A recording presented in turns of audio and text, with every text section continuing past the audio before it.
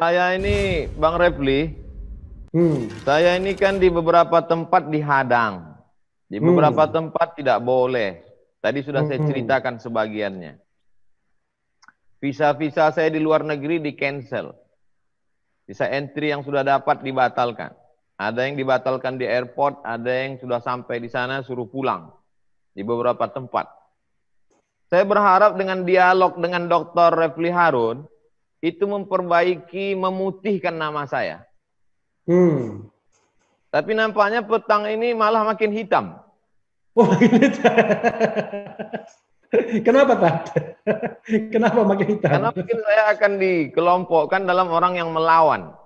Waduh. Saya ini ngomong apa adanya. Bagaimana saya tidak menganggap Bang Refli sebagai jamaah lovers saya dan tidak pula sebagai haters. Saya menempatkan Dr. Refli Harun seorang pakar tata negara yang pernah punya jabatan, orang yang bebas independen. Sebagai seorang Dr. Refli Harun, apa yang mesti saya lakukan? Tad, waduh, saya nggak sopan nih, masa saya menasihati Ustadz Somad? Tapi tidak apa-apa, saya sampaikan aja. Maka dari awal saya tidak panggil Bapak, saya panggil Abang. Oke. Nah, jadi kalau tua memang tua saya, Sobat Era sekalian, saya 50 tahun ini. Sebenarnya saya minta itu Tad, di testimoni, tapi sayang kita nggak kenal waktu itu. Saya sempat kirim ke Ustadz, minta kalau bisa memberikan testimoni walaupun tidak kenal ya kan. Tapi mudah-mudahan sekarang kita berkenalan lebih baik. Jadi begini Tad, saya ingin refleksi diri saya sendiri Tad. Refleksi diri saya sendiri adalah bagi saya jabatan itu amanah saja. Kita tidak takut menjabat, tapi tidak takut juga kehilangan jabatan. Satu. Dan tidak pun punya ambisi juga untuk menjabat. Jadi kita hidup secara bebas saja. Orang setuju syukur, tidak setuju tidak apa-apa juga. Toh akhirnya kalau kita bersikap rasional, dilandasi hati yang baik, yang bersih, orang kan akhirnya paham juga bahwa kita mengatakan sesuatu itu apa adanya.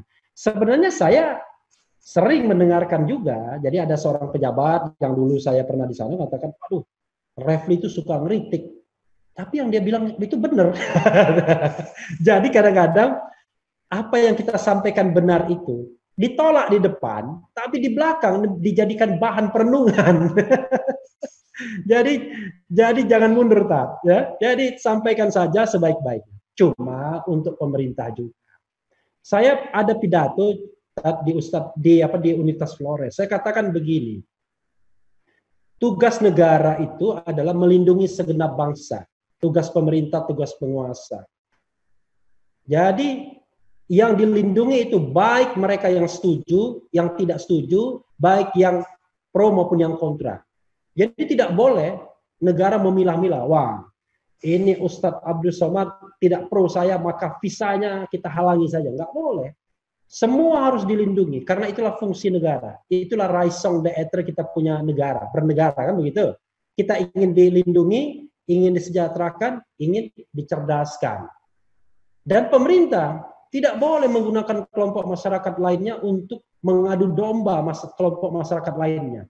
Jadi kita yang tidak setuju ini dihantam dengan para buzzer dan fans club, dan di mana buzzer itu misalnya digerakkan oleh negara. Waduh, kalau begitu negara itu betul-betul dia khianat, ingkar janji.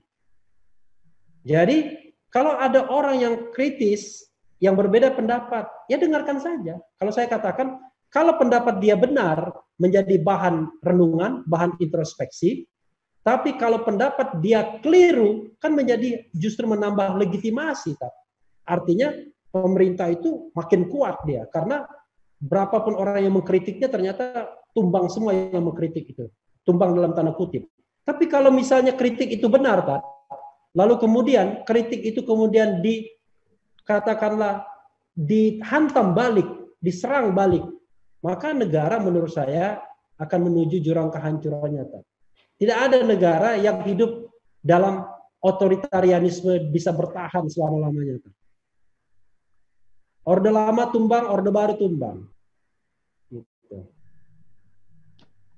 Bang Rapli Harun, doktor pakar tata negara dari Notre Dame University. Tapi dari pembicaraan tadi saya tangkap bicara tentang baldatun thayyibatun wa rabbun ghafur, bicara tentang menerima jabatan adalah amanah, tidak mengejar jabatan dan lain sebagainya, dekat kepada pemahaman agama. Bagaimana Bang Rapli belajar agama Islam dulu? Ampun dah. Tat, saya sekolah di UGM, S1-nya. Kemudian S2 saya ambil UI. Lalu kemudian saya dapat Fulbright dan belajar di Notre Dame. Itu Universitas Katolik. Tapi kan saya belajar International Human Rights Law. Kemudian S3-nya saya ambil di Padang. Jadi biar banyak alma mater kan, saya ada 4 alma maternya. Jadi sengaja dibegitukan. Karena ada teman saya Profesor Saldi Isra di sana. Nah, tapi saya ini kan sebenarnya kan punya tradisi rumah di Palembang dekat musola, Tat.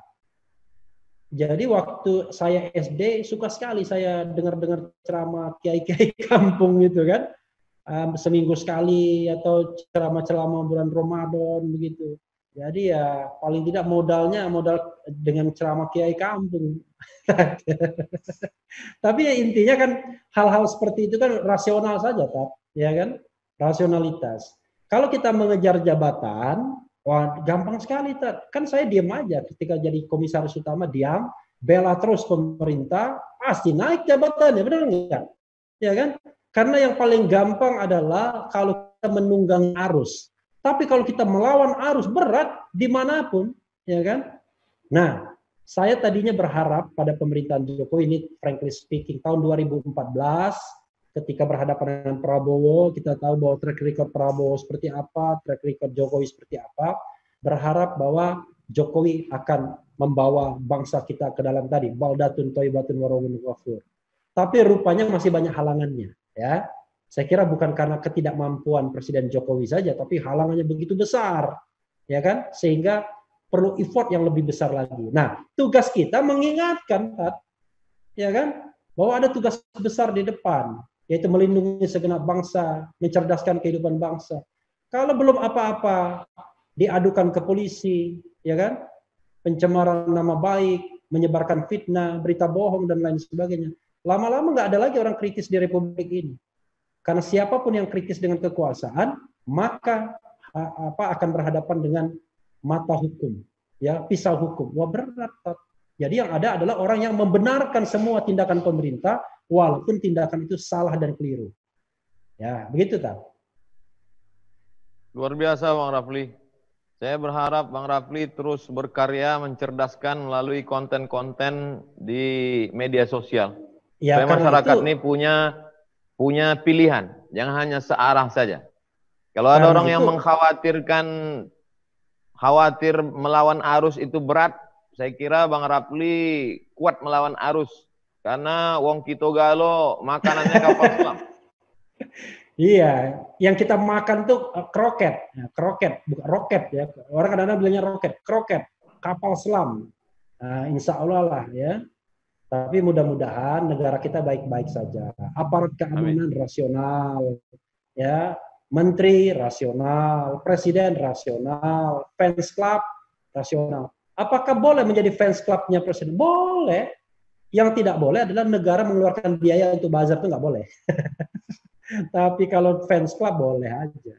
Jadi pro dan kontra kan biasa, tapi ya saya kira kita tidak boleh dipaksa untuk semua sependapat, tidak boleh juga dipaksa untuk berbeda pendapat. Kalau pemerintah benar, ya kita bilang benar. Seperti saya katakan awal-awal pembangunan ekonomi bagus, tapi terakhirnya memang agak kacau kan. Lalu kemudian konsolidasi politik bagus, ya semua partai menyokong presiden. Tapi law enforcement, saya mengatakan tidak hanya masa pemerintahan Jokowi, masa SBY juga kurang baik, masa Megawati, Gus Dur juga kurang baik, masa Pak Harto apalagi. Indikatornya sederhana, Ustadz. Indikatornya adalah misalnya salah satunya adalah persepsi CPI, jadi Corruption Perception Index saja. Di situ Indonesia itu masih angkanya kalau tidak salah 39, Ustaz. Kalau 39 itu termasuk negara-negara korup, karena skalanya adalah 0 sampai 25 sangat korup, 25 ke atas sampai 50 korup, 50 ke atas sampai 75 bersih, 75 ke atas sampai 100 itu sangat bersih. Tidak mungkin juga ada 100, berarti 100 itu zero korupsinya. Nah, kita tergolong negara-negara yang masih korup. Negara-negara yang dianggap bersih itu justru negara-negara yang bukan Muslim. Misalnya Selandia Baru atau negara-negara Skandinavia. Bahkan ada penelitian yang mengatakan Selandia Baru, Norwegia, Finlandia atau Norwegia di Skandinavia itu adalah negara yang Islami. Coba bayangkan. Negara Islami itu justru bukan negara yang penganut mayoritasnya Islam. Kan memprihatinkan kan. Kalau begitu kan siapa yang kita minta untuk memperbaiki kondisi ini? Kan pemimpin kan. Terutama pemimpin negara. Barulah pemimpin-pemimpin rakyat atau pemimpin-pemimpin informal seperti Ustadz kan begitu. Pokoknya saya nanti dorong terus Ustadz untuk berbuat banyak bagi negeri ini. Amin. Amin.